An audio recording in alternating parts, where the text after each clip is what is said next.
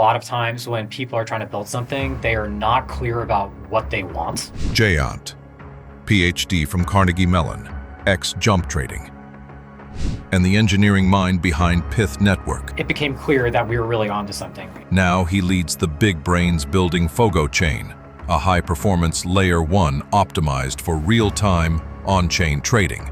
I think latency is actually a bigger deal than TPS, which is what people typically advertise for. From Validator co-location to multi-local consensus, Jayant is engineering a system built to achieve ultra-low latency at scale. I think the broader kind of crypto community is starting to realize that. If you're new here, welcome to Fogy's Hub. Fogy's Hub is your go-to resource for learning everything about Fogo Chain for the community, by the community, with new content every week. We are independent from the core Fogo team, and we're here to educate, inform, and connect. Whether you're just getting started or exploring deeper, Fogy's Hub is your trusted gateway to the Fogo Chain ecosystem, and our mission is simple: build the best education hub. Jayant, welcome to the podcast. How are you? Doing great. Thank you for having me. Pleasure to have you. It's a pleasure to be speaking to the engineering big gigabrain behind Pyth and Fogo Chain. That's very flattering. I don't know if I deserve that, but thanks. Well, you are the CTO. Yes, I am the CTO of Douro Labs. So what does that entail? What does your job look like?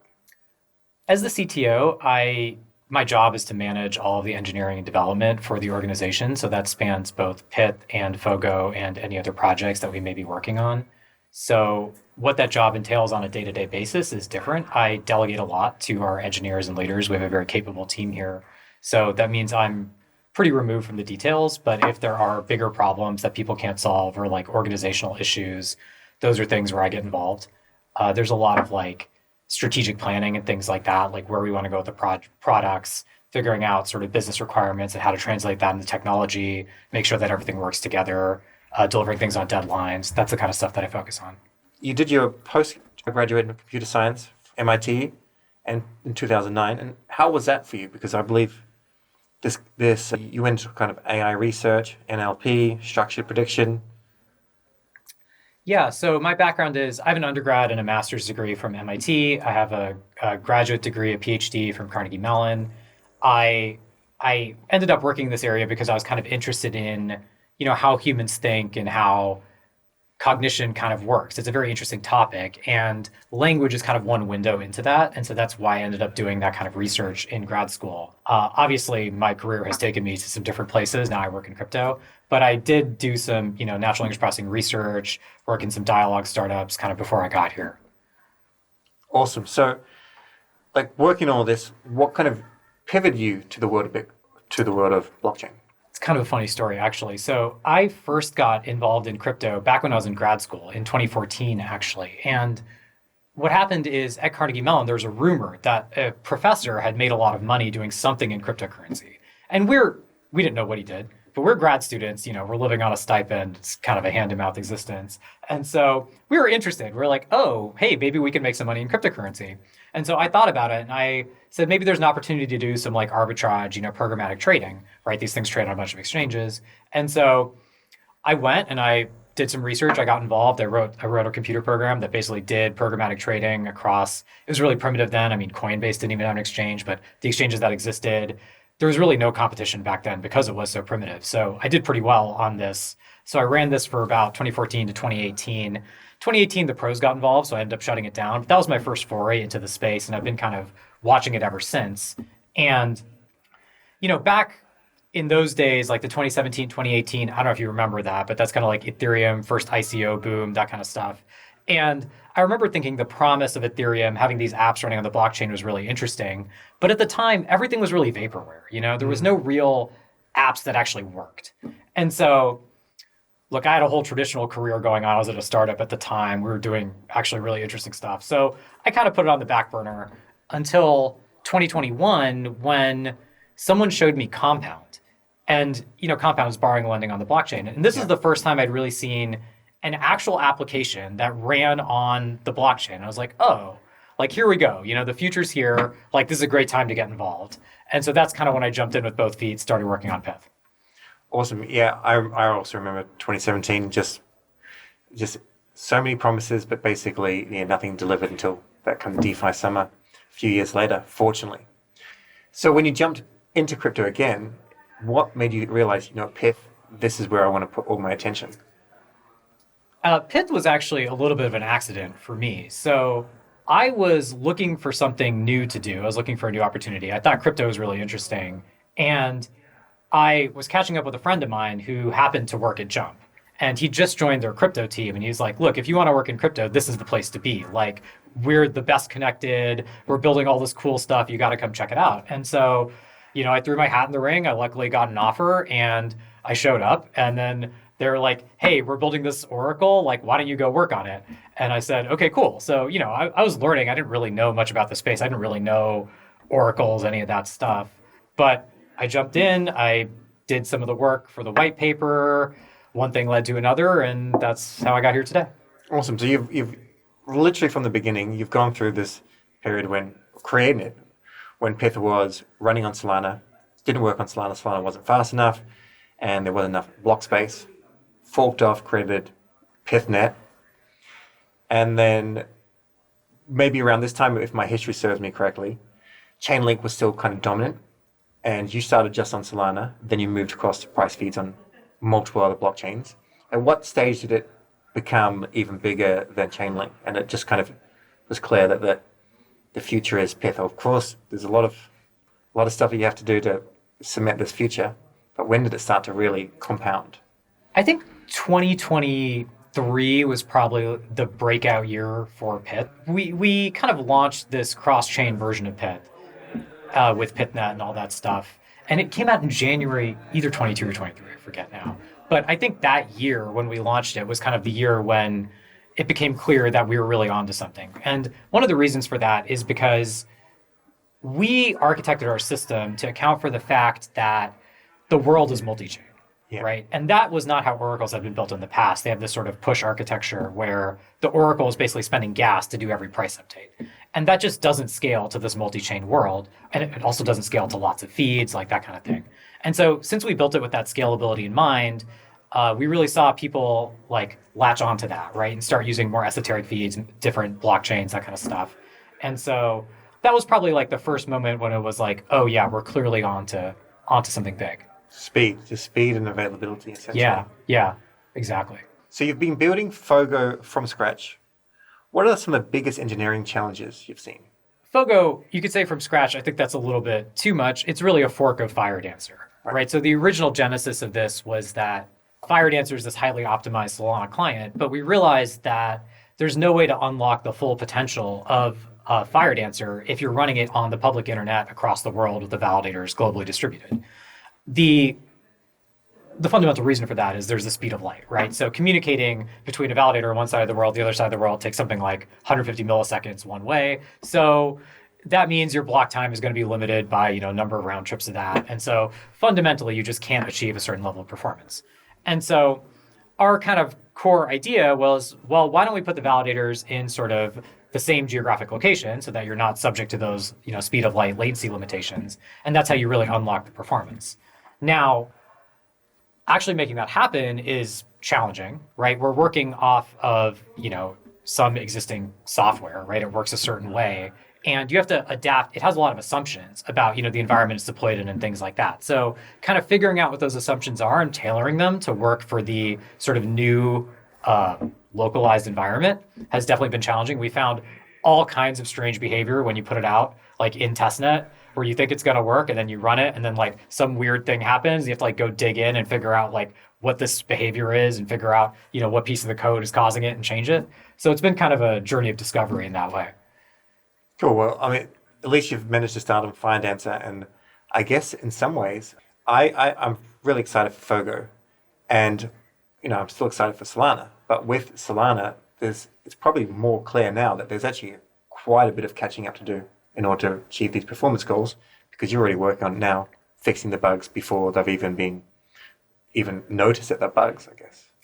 Yeah, I would say it's in some sense impossible because, you are subject to the speed of light limitation. So if you say Solana consensus actually requires communicating with all the validators who are globally distributed, there's a fundamental limit on the block times you can achieve. And that limit is larger. One round trip is 200 something milliseconds, right? So, if you have a 40 millisecond block, there's no way to get that if you have a 200 millisecond round trip latency, right? It's just impossible. I didn't actually realize, maybe until late last year, how important it was that 400 millisecond block just was too long. And starting to see some other, blockchains or clubs come out where they've got a game plan, but it's a similar latency issue. And you're out there trying to compete with Binance, Coinbase, Bybit, and whatnot, just trying to bring it as close to 40 or less as possible. It's 10 times faster. Yeah. I think latency is actually a bigger deal than TPS, which is what people typically advertise for these blockchains. Look, Fogo gets good TPS too, but the latency is actually what affects like user experience. It affects, the liquidity you can provide if you're trading on an exchange that runs on the blockchain. So I really think that that's the right number for people to think about. And I think the broader kind of crypto community is starting to realize that it's not really all about TPS. It's actually about confirmation latency. 2017, everyone was talking about TPS. Guess it carried through for one more cycle. And now we're talking about latency. So it took a little bit of time for people to realize what was the big fish to fry. Yeah, I think also we've just reached a state of maturity where there actually is enough block space, it turns out, right? There's enough blockchains, like you can deploy it on wherever you want, and you can do enough transactions for your users, right? So Fogo's white paper, it outlines IBRL, which is a well-known motto in Solana. Can you break down what this actually means? Sure. So IBRL means increased bandwidth, reduced latency. And actually, that's very related to what we're talking about, right? So bandwidth is basically about it's throughput, how many transactions you can do per second, right? So you want to maximize how many things you can do there. And you want to reduce latency, right? You want to reduce the time that it takes to process transactions, right? From submitting the transaction to finality. So that's essentially what we're doing with Fogo. And I think the good thing about Fogo is we have the laws of physics on our side, right? We're really recognizing that there are fundamental constraints imposed by physics on what you can do. And so, we're just accounting for that in the design. Do you think it's a good motto? Do you think it's a good meme-worthy motto? I think it's a good motto. I think the reduced latency is more important than the increased bandwidth, at least at this particular point in time. But yeah, I think it's probably the right sort of North Star for a blockchain. I'm sure one will be born out just naturally over the course of the next year from Fogo, a new meme. That's, IBRL, but different. We'll have to wait and see. Yeah. I mean, it could also be the case that you reach a point where it's good enough, and then something else is the problem, right? So you don't really know what it is at that point in time. So Fogo's model relies on curated validator sets using Firedancer. Why is that needed? Why is it needed that they are curated? Why can't just anybody join and partake? Yeah, that's a great question. So one of the main reason Fogo uses a curated validator set is this need to co-locate the validators in the same data center, right? So we want to make sure that the latency between the machines is minimized, and that's what enables us to achieve those performance goals. And you can't do that if Joe Schmo can turn on a validator in their house and connect and participate in the network. Now, curating it is by far the easiest way to impose that constraint.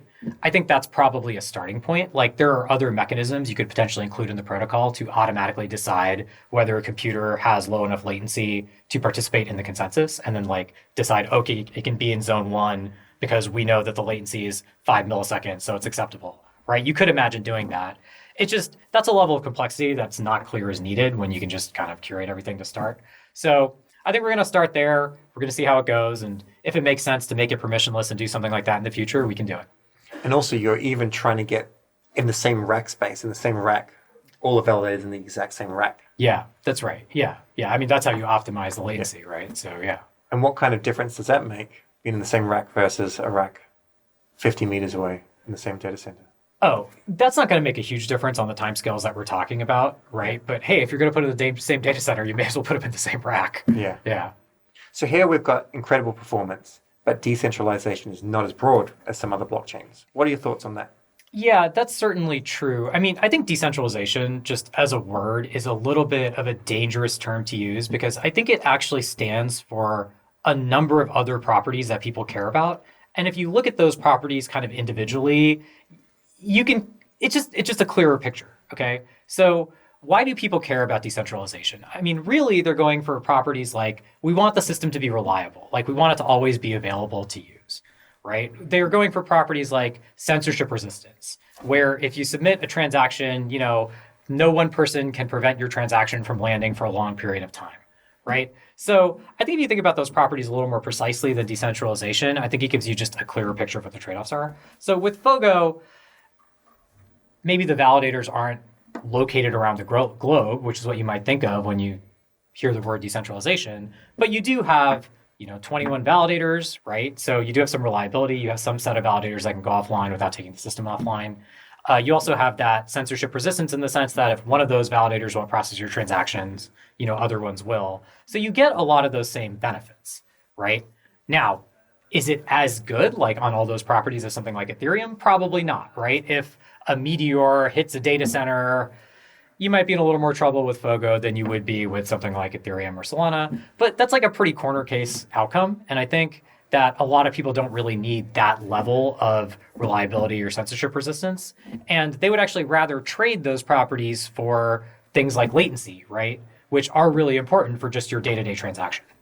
Yeah, and you're seeing a rise of new blockchains like Base, single sequencer, Mega ETH, single sequencer. So this is like a single point of failure. Yeah. So there's still an improved degree of decentralization with Fogo. Yeah, absolutely. I mean, you're going to be way more reliable than a single sequencer, right? Yeah. Yeah. And I mean, the single sequencer that person can censor wherever they want. Right? Again. Yeah. And everything is open source here. So yeah, there's like with Hyperliquid, you can't see if there are any speed bumps. Yeah, that's certainly true. I mean, I like the openness. And I think that's actually one of the it's like the core ethos of building in crypto. And it's actually one of the things that I find really exciting about the space is like everything's open source. You can go see other people's code. You can learn from them. You can collaborate with people in the open source community. It's such a fun place to work because of that. So recently CZ from Binance suggested the concept of dark pools for perps. And so what's the risk of having an on-chain transparent order book? Yeah, I think a dark pool, this is actually a good idea. I think that people are certainly resistant to trade on, exchanges where their positions are completely visible. If you have a large position, like a perp position or something like that, people can like hunt your position, right? If you're close to liquidation, they can start buying things up in the market because you're going to be a forced buyer once you're liquidated, right? So it's definitely dangerous to have everything be visible. I think CZ is definitely onto something there. Okay, do you think anything like this could ever work with Fogo Chain? Potentially. I think that these sorts of dark pool kinds of things, the flip side of the dark pool kind of technology is that you end up in this sort of ZK privacy kind of realm. And frankly, it's just a little bit dangerous to work in that space right now due to the regulatory regime. Yeah. So, I don't know. Transparent for now. I mean, transparent's what we're after. I guess the only bad side is, as you said, some people can come and hunt your liquidation levels. There are certainly ways to get the benefits of like the privacy as well as sort of the speed of Fogo. It's just, I don't know. It's a question whether we're going to pursue that on day one. Yeah. Oh, there's so many things to ship. Yeah. And then the other thing is, how do you actually get high frequency trading firms to actually trust and use Fogo? Yeah, that's a great question. I think that there are a number of different obstacles to getting people to trade on really any blockchain, right? And so one of them, I mean, if you compare trading on the blockchain to trading in traditional finance, the timescales that you're talking about are dramatically different. And for players like market makers and things like that, they really prioritize the ability to, for example, cancel orders quickly, like get out of the way, right? These things are really, really important. So kind of bringing those performance goals or the performance level down to a level that's more acceptable to them definitely helps. Now, look, 40 milliseconds is still a long ways away from the timescales that HFTs deal with. I mean, they will deal with microseconds, right? Which is like, 10,000x smaller. Wow. So like, we're certainly still a ways away from that. But I think incremental steps do matter. And I guess, so the one thing is it's faster, and then they may not want to go on Binance or a centralized exchange because at least here they can see, or the engineering team can see that they're not being altered in any way. There's no slowdown, like it's all open. I mean, look, a lot of these HFTs do trade on the big crypto exchanges, right? So they clearly don't have a problem with some of that like opaqueness, right? I don't know how much the transparency really helps. I think, there is another obstacle here, which is just the regulatory clarity of like, can I trade with this pseudonymous wallet is also an obstacle for a lot of firms, right? So things like the KYC regime of centralized exchanges actually help the HFTs get more comfortable in a lot of cases. Yeah. Yeah. Well, there's, a bit of a change over in the US, so maybe this continues and gets shipped worldwide. Yeah, I think there's certainly interest there, right? It's just a matter of making sure that it works with their compliance departments. Yeah. Yeah. Because one thing that, I mean, this is a completely different viewpoint from a different person, but Kane from Infinex and Synthetics, he said like, CEXes are just very, very extractive, you know? Whereas when you're in layer one, your whatever's happening there supports the whole ecosystem. You know, market makers deploying there, plus the integration of the Fogo chain, the perps element with Fogo as a layer one allows you to do other things, which is like really cool. Like you could go and sell your BTC for USDC, but in the same transaction, it could go and be deployed to an interest-bearing DApp just instantly. Yeah, I have a couple thoughts to that. The first one is that certainly I think the centralized exchanges are very extractive. And if you look at things like the fee structures, I mean, they're crazy. Like if you compare the cost of trading on Coinbase to something like trading equities in the US markets for like a retail user, right? It's ridiculous how much you pay on Coinbase. So that part I think certainly is better on trading on a layer one. Now, the other thing you said that I think is interesting is this sort of composability, right? And I actually think that expands the kind of playing field, right? For someone who's like an HFT, I mean, you're kind of in it for the creativity of like, okay, like I can do these things and then like I make a little bit of money. And like now the space of options for what you can do grows, right? And so I think that's actually a fun challenge that a lot of like people in that space get excited about. Yeah. Do you want to give me some more examples of how you think composability is going to look like for Fogo? Like some... Sure. Yeah. I mean, Fogo runs an SVM, right? So you can, the cool thing about the SVM is you can construct transactions that compose multiple different instructions across multiple different programs. And so that's how it's going to work on Fogo, right? You can just do a bunch of different things in one transaction, right? And like a high frequency trader, let's say they go and sell an asset. What could they want to do after that, you know, while they're waiting for a next trade entry? Like, would they be interested, I guess, with size, you know, going and parking that amount of capital into something that's being lent out, and they could then pull it back and put it back into the markets? Does it kind of have product market fit there? I would guess it's probably more like do multiple trades at the same time, right? Because you think the composition of those two trades is valuable when like a single one isn't, right?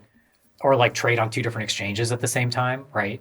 So I think that's probably the space where most people are going to play. Then, of course, there's these things like these more traditional kind of MEV type of opportunities, right? Where you do like lending liquidations and then sell assets, that kind of stuff. I think those opportunities are a little more esoteric and they're a little bit harder for HFTs to get into just because they're so used to trading and like that's kind of their bread and butter, right? And some of those opportunities are pretty small relative to like the trading profits they make.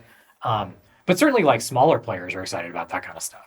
Yeah, I guess cater to what they're used to. Yeah. And then they'll find new opportunities to make more money, I guess. Yeah, and I think that really if you look at the activity that happens on blockchains, the vast majority of it these days is trading. Yeah. Right? There's really a couple different types of applications, and the big ones are like perps, spot trading, and then there's lending and borrowing as sort of its little, you know, corner of the market, but it's definitely a subset, like a very small subset of the activity, right? So really people want to trade. It makes sense to focus on that.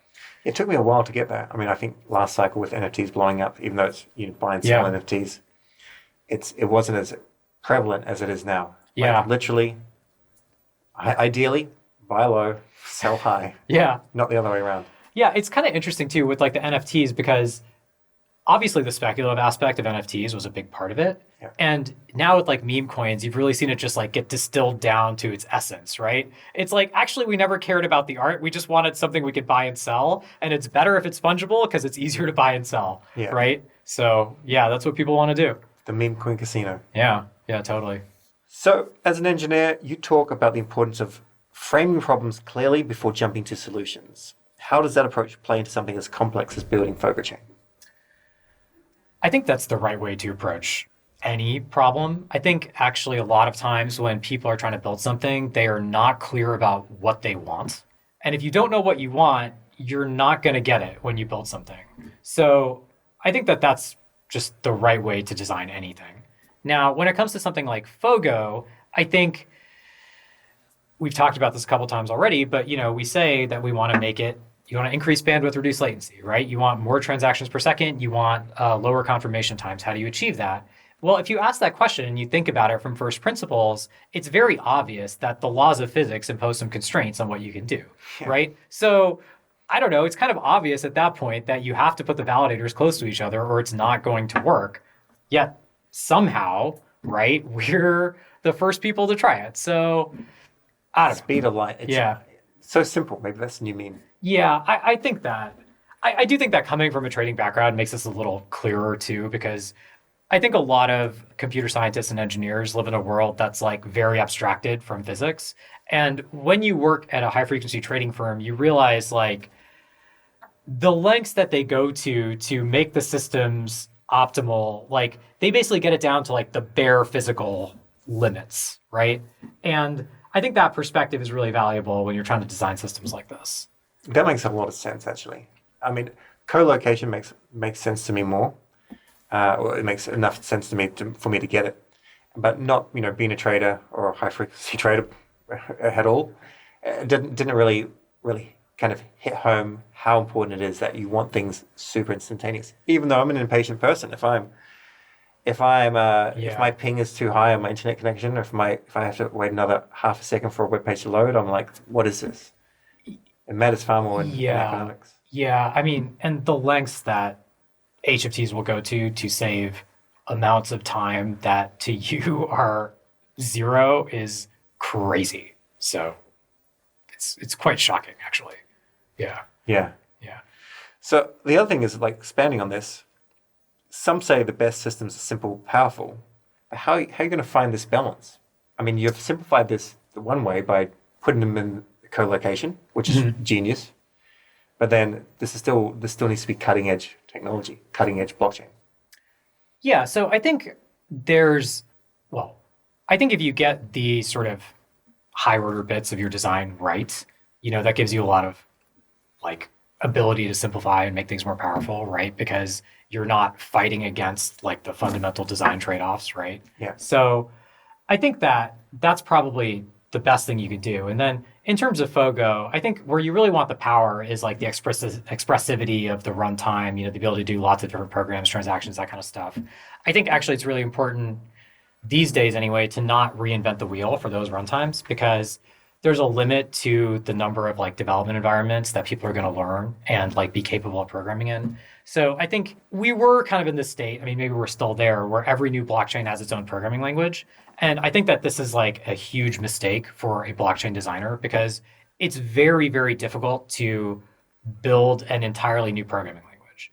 And the hard part isn't so much writing the language itself. Okay, like I've written programming languages. It's actually not that hard to build a programming language. The hard part is, building all the libraries, right? You need all these cryptographic implementations in your programming language. Where are you going to get those from?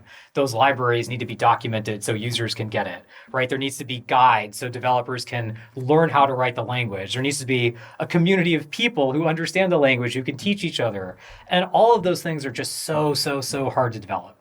So I think it's a much better decision when you're like going and building one of these blockchains to pick something that already exists, right? And I mean, you can even just see this in the success of different blockchains or layer twos or whatever, right?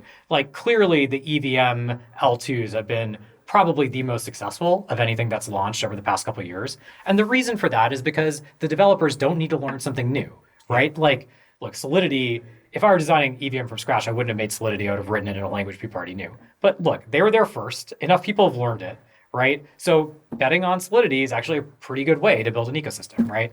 So we're doing the same thing. We're betting on SVM. I actually like SVM a little bit better than, the Solidity EVM kind of thing. I think there's some questionable decisions in how EVM works. And like the benefit of SVM also, you get to use Rust, right? Which is a language that has a much bigger audience outside of crypto, right? So there's a lot of developers familiar to that already. So I think that is really where you're going to get the power from. And then in terms of simplicity, like, we're co-locating the machines. There's some other techniques that you can use once you have control over the locations of the machines and the networking. Like you can use multicast between the machines for the network communication, which actually significantly reduces the overhead.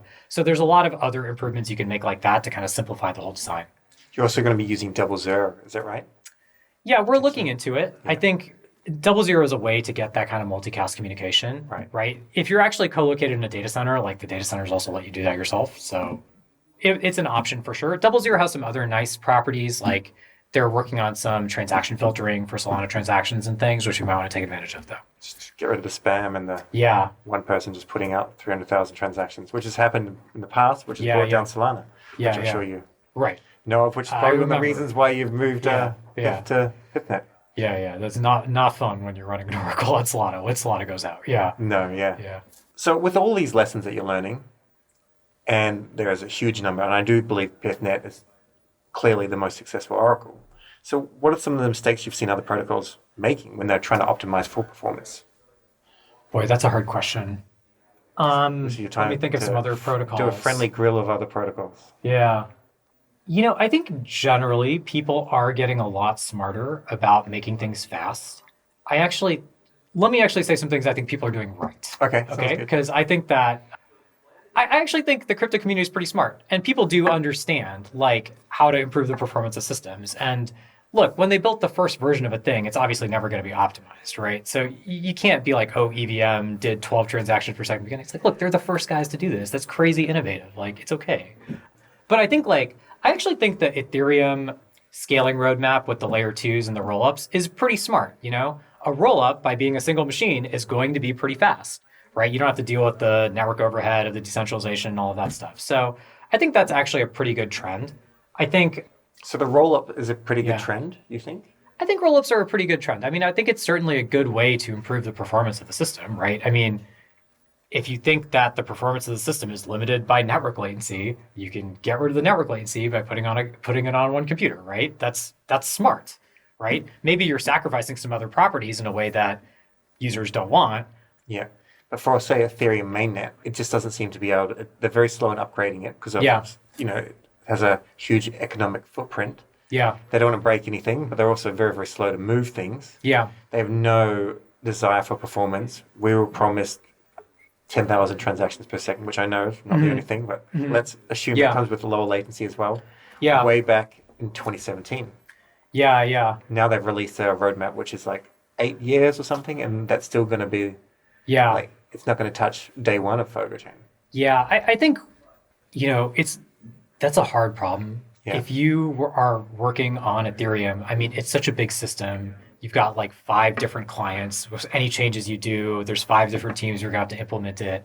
I mean, that's like a really big ship, and it's going to take a long time to change the direction, right? So I think you're going to see a lot more experimentation from like small teams kind of being scrappy, launching new things versus like some of these bigger teams that have established, networks and things like that, just because it's much harder to change the system once it's deployed like that. Yeah. Yeah. So, what is your current engineering obsession? I mean, one of the things that I'm really spending a lot of time on right now is figuring out ways for our team to take advantage of artificial intelligence and LLMs to like make our work faster and be more efficient. I think these tools have gotten much, much, much better over the past couple of years, and there's a lot of efficiencies to be gained. So, it's a challenge though. They're not perfect, right? So you have to kind of figure out the right ways to use them in your workflows. And so I've definitely been spending a lot of time experimenting with it, like setting things up and then like going to our team and being like, hey guys, like go use this. So that's been pretty interesting. I think kind of there's a challenge here in kind of figuring out how software development and engineering is going to look in the future as these tools get better and better, because there are clearly there are problems that, 5 years ago, you'd have looked at it and been like, oh man, I really don't want to do this. It's going to be a pain. I got to write this format. I got to get it right, whatever. Whereas like now you go to Claude, you put it in there, it'll give you the answer, you copy it into your code base and you're done. Yeah. Right. So there's it's kind of changed like the costs of solving different engineering problems. And so like understanding that, like being able to plan and use that is like an interesting challenge to figure out. So, in some ways, like obviously, there's this movement, vibe coding, which is not the right way to code things, or people spending $300 a day on Cursor for their digital assistant. But I guess it's like there's clearly a system where you can, with a good software engineer, they can take some AI tools and probably 10x their performance. And if you get, maybe that's too optimistic. I think 10x is probably too optimistic. I think there's this law in computer science called Amdahl's law, right? Which basically is a law about the benefits of optimizing parts of a system. Yeah. right? And the kind of idea is this: if you have like a system, people spend like the system spends 20% of time doing one thing and 80% of its time doing, or 20% of time doing another thing, 30% doing another thing, and you take this 20% and you make it 10x faster, right? So now it's 2% of the time. Well, you're still doing 82% of the 100% of the work, right? And so I think AI is a little bit in that like ballpark where it's like there's a whole set of coding tasks which would have taken some time and now take basically zero time, right? But engineers actually spend a lot of time doing other things that the AI is not improving at all, right? So you get that 10x for a subset, and then at the end of the day, you're probably still doing 75% of the work, right? So it's not a 10x for sure, but 20, 30%, I think easy. And then because you're dealing with, cutting edge technology and blockchains, the AI really hasn't been trained on this. A lot of this, as far as I'm aware. Like if you're creating a game or something like that, you've got libraries and stuff to go into. Yeah. Still works pretty well. Yeah. I'm kind of surprised by that, but it does. Nice. Yeah. Cool. What does success look like for Fogo Chain over the next 2 years to you? Well, 2 years is a long time. I think we can do 1 year. Yeah. No, it's fine. 2 years is a long time. I think I am very focused on get mainnet out. I feel like that's clearly the first thing that needs to happen. And then I think there's a whole, user adoption kind of story beyond that. That's clearly critical for making the chain a success. Some of that is out of my control, right? And, you can only hope that the kind of performance of the chain and the applications and those kinds of things attract people to come, and hopefully that happens. I think for things that are in my control, I think we can certainly improve the technology, right? So we have 40 millisecond block times right now. How much lower can that get? We are thinking about some changes to sort of the consensus and those kinds of parts of the system that could actually improve the performance even more. So I think kind of identifying and delivering on some of those like bigger technical things will be probably one of the criteria for success, at least from an engineering perspective, right? And again, hopefully the improved performance of the chain translates into more usage and those kinds of things. Yeah. But 2 years is a long bit of time. Maybe we can chat again before 2 years is up. Yeah. But right now, as you said, just you're focusing on mainnet getting released. Yeah. And before that, public testnet. We're all excited. Yeah. I think public testnet's going to be really cool. We have some interesting surprises in there, which I think people are going to like. All right. Yeah. Cool. We look forward to it. So we'll just end with a couple of quick fire questions. Can you give me one non-crypto habit that makes your brain sharp? I read a lot, probably like 20, 30 books a year. I think that that's really valuable for learning, how the world works. Yeah. And I think that that's been very powerful in strange ways. Like you never really know when like some book you read 10 years ago turns out to have some knowledge in there that turns out to be useful. What's your best book this year? Well, I've been really reading a lot about geopolitics lately. So I just read The Tragedy of Great Power Politics, which is a very interesting analysis of how basically nation states work. And it's been really interesting one of the reasons I've been interested in it is because obviously we live in kind of chaotic times. And it gives you kind of a lens on thinking about like why states are doing the things that they're doing, which has been pretty useful. Yeah, because I guess everyone has an opinion on Twitter. And I guess you're seeing the reason why states do things. That's cool. Yeah. One last question for you. Anywhere in crypto, what is your prediction for the next 24 months? I think we are definitely going to see the performance of the systems improve across a bunch of number of dimensions. I think we're actually reaching a point in time when the infrastructure is really good enough for people to build consumer applications that work just as well as Web 2 kind of apps.